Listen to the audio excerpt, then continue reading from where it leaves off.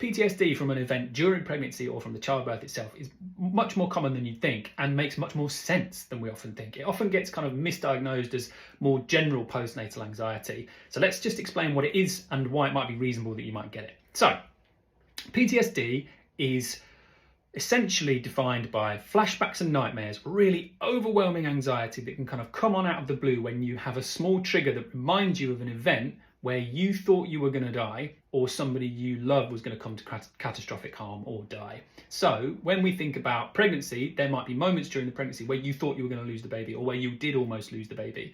There might be during childbirth an emergency C-section, for example, and while you're being wheeled there, you don't know if you're about to die.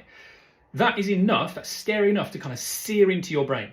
Your brain is supposed to learn from scary experiences and go, we don't want that to happen again. So PTSD can be triggered by car crashes, any major sort of health events, any assaults, that kind of stuff. So childbirth or nearly losing your child, 100% counts. Absolutely, it's completely reasonable.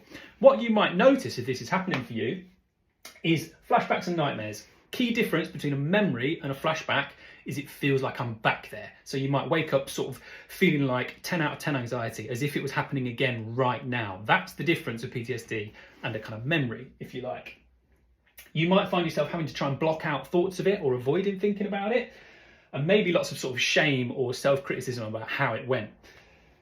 Any reminder can trigger those kind of flashbacks or nightmares off. It might be smells, so the smell of a hospital. It might be sounds. The sound of your baby can be a trigger, which can be really hard. Faces, people that were there, places, going back to the hospital might be a really difficult thing to do. There'll be lots of fear first and foremost. So when you get a flashback, 10 out of 10 anxiety, overwhelming. Guilt, shame and anger might come up.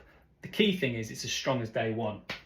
Heart pounding, sweating, shaking, close to panic. Sometimes you even get this kind of sense of unreality. So when you get 10 out of 10 anxiety, it's quite a common symptom to feel like you're outside of yourself or like things aren't really real. And again, that can get misdiagnosed as sort of hallucination or delusion, and that's not fair behaviour.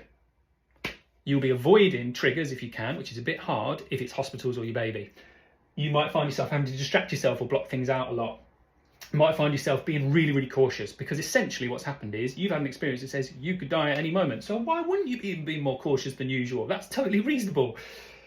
Or you might sort of compensate. So if you feel like there was something that you did, you might feel like you have to be really, really extra cautious for your child to try and make up for what happened, which again is totally not fair.